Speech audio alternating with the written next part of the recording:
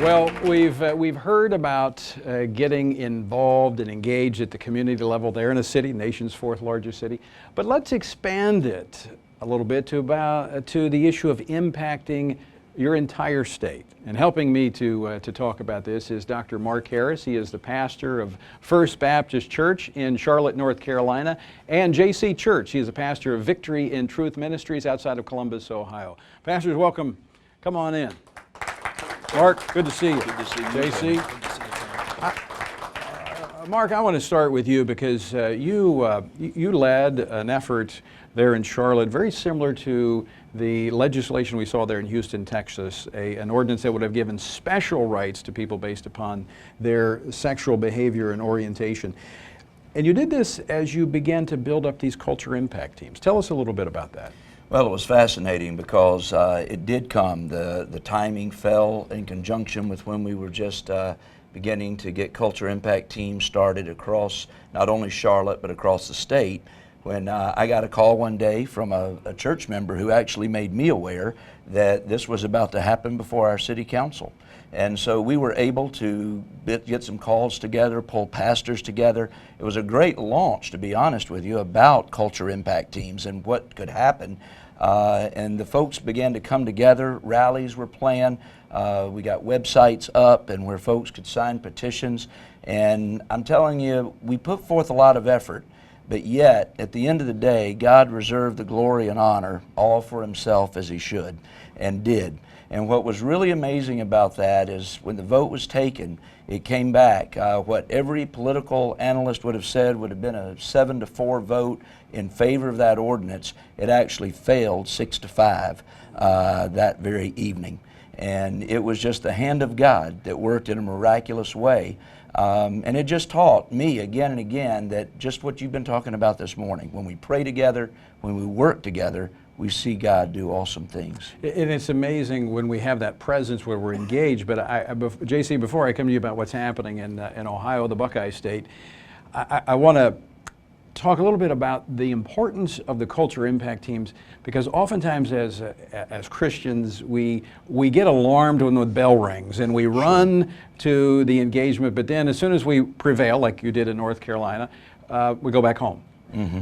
But the culture impact team becomes part of the DNA of the church, and it is an ever-present moral conscience, not only for the church but for the community, so that these things are going to come back. Correct. And you'll be equipped the next time. Well, and I think that's what it taught us. I think it was a great launching pad for a lot of the culture impact team hopes that we had to begin to take shape, because we saw how much better organized we could have been, should have been, and would have been had we had culture impact teams in as many churches as we do now. And hopefully, and it is coming back. We've already been told by our newly elected mayor just late last year that she intended to bring it back, and just this week I received a phone call that it'll be middle of February that our city council will be voting on this issue again. So we feel like we're in a much better position this time as far as our culture impact teams, but again, it's going to come down to God moving in a powerful way. We have to just resolve the fact that we've got to continue to stand no matter what. Pastor JC, you are in the state of Ohio. Mm-hmm. You, like Dr. Harris, are our state leader for our Watchman outreach to pastors. You have been going into all 88 counties of Ohio with a special strategy to organize pastors in those counties to have this type of presence. Yeah, when we look at Ohio, when we begin looking at the information, there's 17,000 churches in Ohio, and we have 88 counties. And our governor of the last debate said no Republican has won the White House who hasn't won Ohio since 1860. So in Ohio, we feel the real pressure of the whole big picture. So my heart was, Lord, please tell me there's at least one Bonhoeffer in 88 counties. That was the starting point. And so we started flushing through all the data and visiting those counties and slowly building a network of one key strategic pastor in each of those counties so that we have an infrastructure, not just responding to the issues and scrambling, but to build an infrastructure for the future. And how are pastors in churches responding? The pastors, truthfully, Tony, a lot of them I feel are ill-equipped, and there's a fear there. Mm-hmm. That if we meet with them face-to-face and take the time, answer their questions and concerns, get them to understand the big picture, They're speaking up on the issues, especially after the Supreme Court decision in June. We've received more inquiries than ever in the last 4 or 5 years of pastors saying, I've had enough. What do I do?